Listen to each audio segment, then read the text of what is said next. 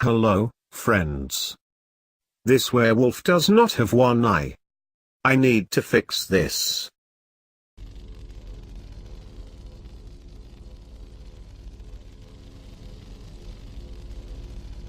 Everything I've written here is told through my boyfriend and his friends, who experienced this when they were 16 years old. I've done my best to give as much information as possible, but in the end, there is an unknown that none of them could explain. Through their insistence, I have chosen false names for their parts in this story. It was in the spring, though they can't remember exactly the month. The whole group of them actively went out to the woods in my boyfriend's backyard frequently, sporting toy swords and shields for their usual largish shenanigans. They were familiar with the woods and took many walks through it and the long field leading to the trees. I've been in those woods, dense, populated by thorn bushes, with a shallow though wide pond in the middle. Plenty of crawfish, snails, and elusive bullfrogs. Through my experience, there was never anything eerie about the woods. Admittedly, my view changed when they told me about that foggy night.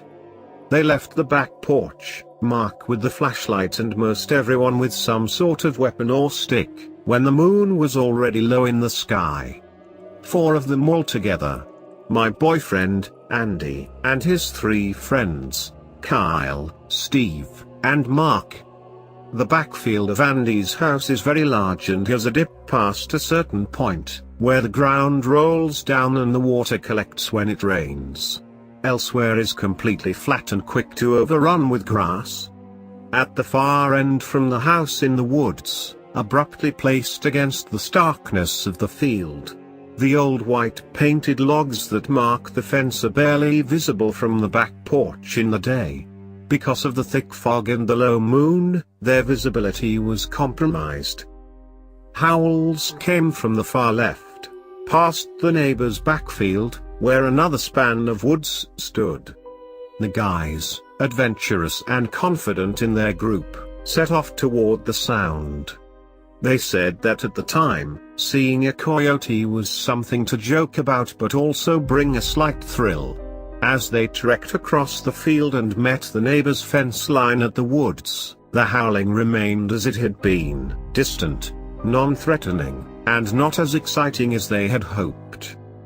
The 4 of them continued on down the fence, meeting the woods furthest from the house and turning to head right along the white painted logs and their barbed wire links. They joked and wandered, and Mark shined the flashlight as he pleased. Someone suggested they throw Steve over the fence and book it for the house. They distinctly remember that joke, and Steve not thinking it was quite as funny as the rest of the group. Continuing on, they met the next fence, devoid of trees beyond it. The neighbor's fence headed back all the way to their house, and the other side was simply a large grass lawn. As they walked, the howls from the other side of the field faded more away from them. They spoke and smacked the taller grass with their assorted sticks and commented on how thick the fog was. Visibility was difficult, but not impossible. The shadow of the house still loomed ahead of them. It was slightly along the fence that they said they heard a noise. A sort of slurping, licking sound. Almost the noise you hear when a dog cleans itself or chews on a bone it was given. It was near the fence, louder as they grew quiet. They hushed and barely moved, trying to make sense of the noise. Andy told me it was clearly on the other side of the fence, possibly very close to them.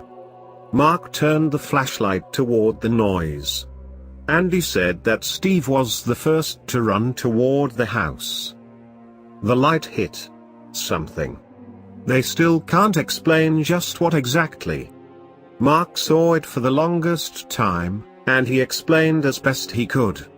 It was hunched over, about their size, seemingly covered in very, very short and fine skin-colored hair. When the flashlight hit it, it froze. Slowly, eerily, the figure stood up on 2 legs. Kyle had bolted shortly after Steven passed him, reaching the porch first. Andy followed, but when he stopped right before the porch, he turned to look behind him and saw the distant flashlight, still pointed at the fence. Mark had not moved. Andy ran back and grabbed him, avoiding looking at the fence, focusing on getting his friend to run back to the porch. The four of them were terrified, and Mark recounted this thing. He had been too terrified to move, keeping it in a spotlight. He said it was lithe, thin, its fur short enough to show where its muscles were. Shockingly human in the manner it had slowly stood, facing away from him, long arms posed at its sides and its back straightening as it rose to full height. It wasn't exactly human, or canine, or anything. And it turned, slowly, cautiously, just as Andy reached him and dragged him back to the house. They did not see it, or anything like it, again. I could say it chased them back to the house, that it stood and breathed hot air on the glass, that it scratched at the panels and howled to be let in. But it didn't. Nothing chased them back, and their own uncertainty kept them from venturing out in the woods for a good while.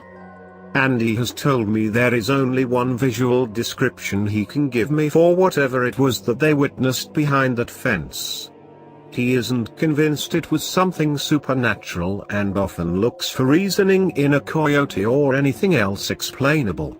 But he has shown me, and I have recalled from seeing the movie, the closest representation, the skinny, barely hairy werewolf of Harry Potter. He said it was smaller, though with wide shoulders and visible hair. Skin-colored hair conditioned like that of a deer. Kyle said that all he remembers is it being hunched, even briefly, with its head down and arms almost back, palms facing them. Andy said that the most terrifying, heart-pounding moment was when it stood up like a man. They still talk about it frequently, as it isn't the only strange thing that has happened to them, though it certainly stands out. And still, they don't know just what exactly it was that stood behind the fence. Now that the house is sold, now that we'll never be out in those woods again. Curious as I am, I'm almost glad they don't know.